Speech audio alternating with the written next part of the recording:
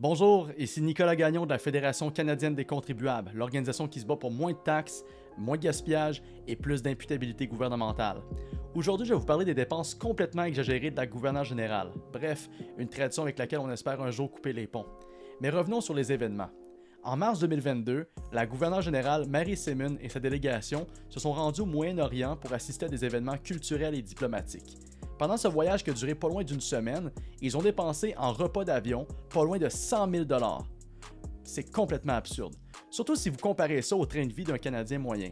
En 2022, une famille de 4 va dépenser pas loin de 14 700 $ pour son panier d'épicerie. Et ça même, c'est un record. Mais la délégation a dépensé 8 fois ce montant-là en une semaine seulement pour des repas d'avion. Ça exclut les autres types d'accommodation, l'hébergement, le transport ou même les autres repas qui ont pu être pris sur place. Ça n'a pas de bon sens.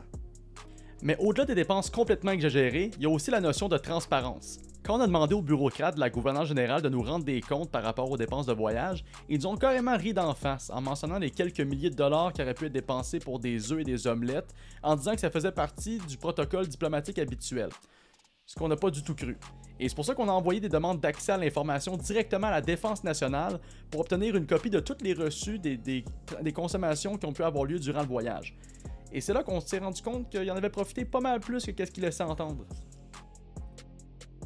Les dépenses en repas incluent notamment près de 2500 $ pour du bœuf Wellington, au-dessus de 6000 $ pour des collations combinées, près de 980 $ pour de l'eau haut de gamme, et ça c'est sans même mentionner les 250 $ pour des arrangements floraux ou les 165 $ pour des limes et pour des citrons que le commun des mortels peut trouver en unité pour près de 99 cents dans l'épicerie la plus proche de chez eux. Mais il semblerait que la gouverneure générale et ses bureaucrates se croient bien au-delà du commun des mortels. Mais au fond de l'histoire, il y a quand même des bonnes nouvelles. Dernièrement, les bureaucrates de la gouverneure générale ont été invoqués pour témoigner devant un comité parlementaire afin de justifier l'ensemble des dépenses qui ont lieu durant le voyage. C'est une très bonne nouvelle, mais il ne faut pas s'arrêter là. C'est pas normal que la gouverneure générale et ses bureaucrates, qui disposent de revenus et de conditions fortement supérieures à celles des Canadiens, peuvent dépenser votre argent sans compter ni rendre de compte.